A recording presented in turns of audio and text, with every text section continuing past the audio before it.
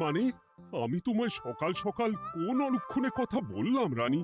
আমি তো কিছুই বুঝতে পারছি না। বললেন না, অলক্ষণে কথা বললেন না। ভুলে যাবেন না, আমি আপনার রানী, এই কৃষ্ণনগরের রানী।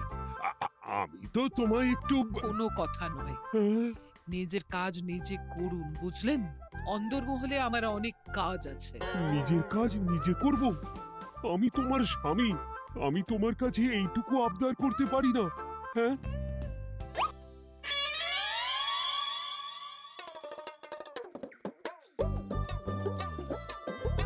আহ, আজ গিন্নির সাথে বচসা করতে গিয়ে দেরি হয়ে গেল। মহারাজ আবার আমার দেরি দেখে রেগে না যান।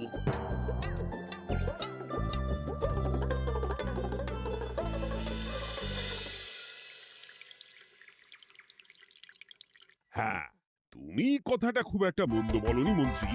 এতে রাজ্যবাসীরও উপকার হবে, আর রাজকোষেরও খুব একটা চাপ পড়বে না। তাহলে মহারাজ সব ঘরে ঘরে এই বার্তা পৌঁছে দিই। কি এত বড় সাহস তোমার? আমার মুখে মুখে কথা বলছো? যাও, বেরিয়ে যাও বলছি আমার চোখের সামনে থেকে। তোমায় আর দেখতে চাই না। আমি আবার কি বললাম মহারাজ? কি বললে মানে? কি বলতে বাকি রাখলে শুনি? বলছিলাম কি, অপরাধ নেবেন না মহারাজ, সেনাপতি তো। চুপ, একদম চুপ। আমি মরছি নিজের জ্বালায়, আর তুমি ওই ভুল ভাল বলে আমার মাথা বিগড়ে দিতে চাইছো? মহারাজ রেগে আগুন, এই ছিলেন ঠান্ডা, এই তো মুখে হাসি ছিল, এখন হাতে ডান্ডা। কি বললে কবি? তুমি আমায় অপমান করলে? যাও, এক্ষুনি তোমরা সবাই দূর হয়ে যাও আমার সামনে থেকে। কাউকে চাই না আমি। এই মুহূর্তে রাজসভা আমি শূন্য দেখতে চাই, না হলে আজ সব কটার গর্দান নেব আমি। যাও বলছি।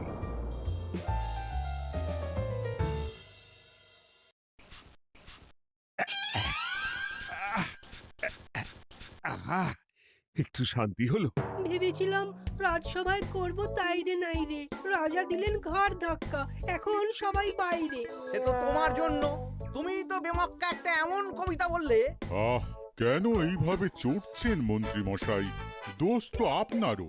আপনি তো কি একটা বলে রাজা মশাইয়ের মাথা গরম করে দিলেন। আমি আবার কি বলেছি? আরে মহারাজ তো সেনাপতির ওপর রেগে গেলেন। আরে বাবা, আমি আবার কি করলাম? পণ্ডিত মশাই কি সব বলে দিলেন, তখনই তো মহারাজ। এই আমার নামে একটা অসাধু বাক্য বললেই আমি কিন্তু। এ কি কাণ্ড! কৃষ্ণনগর রাজসভার সভারত্নরা বাইরে বের হয়ে কি মহা হট্টগোল শুরু করলেন। মহারাজ সবাইকে একসাথে ঘাড় ধাক্কা দিয়েছে। ওরে বাবা, এতগুলো ঘাড়ে রাজামশাই একসাথে ধাক্কা দিলেন কিভাবে? আচ্ছা, দোষটা কে করলো? দোষ করেছে ও, দোষ করেছে ও। দোষ করেছে ও। দোষ করেছে ও। এবারেও কেউ একমত হতে পারলেন না। কে দোষ করেছে? হ্যাঁ, আচ্ছা বেশ, কি হয়েছে কেউ একটা খুলে বলুন দেখি। আমি বলছি, মহারাজ বেশ খোশ মেজাজি ছিলেন, কিন্তু হঠাৎ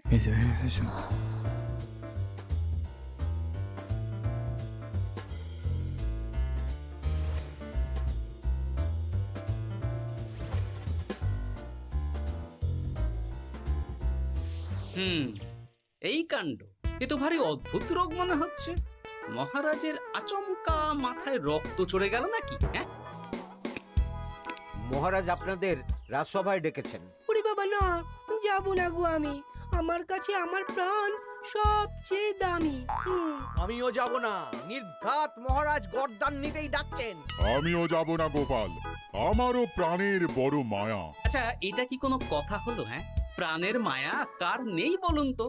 আর মহারাজ যে গর্দান নিতেই ডাকছেন তার কি কোনো মানে আছে? অন্য কারণও তো হতে পারে। তুমি কি করে বুঝলে? হ্যাঁ, বুঝতে পারিনি, তবে আন্দাজ করেছি। তোমাদের কথাতেই শুনলাম মহারাজ খোশ মেজাজেই ছিলেন, সহসা রেগে গেছেন। আবার যে সহসা খোশ মেজাজেই ফেরেননি, তাই কি বলা যায়? এটা তুমি বলনি তো মন্দ। চলো সবে ফিরিয়ে আনি রাজসভার ছন্দ। আরে গোপাল, এসো এসো এসো। তা এত দেরি করলে কেন? বাকিরা কোথায়? তারা আসছেন মহারাজ। আপনি তাদের ডেকেছেন, তাদের ঘাড়ে কটা মাথা যে তারা আসবেন না। কিন্তু মহারাজ, আমি অন্য কথা ভাবছি। কি কথা গোপাল? আপনি নাকি সভায় আজ হঠাৎ সবার উপরে রেগে গিয়ে তাদের সভা থেকে বের করে দিয়েছেন মহারাজ। এ কি সত্যি মহারাজ?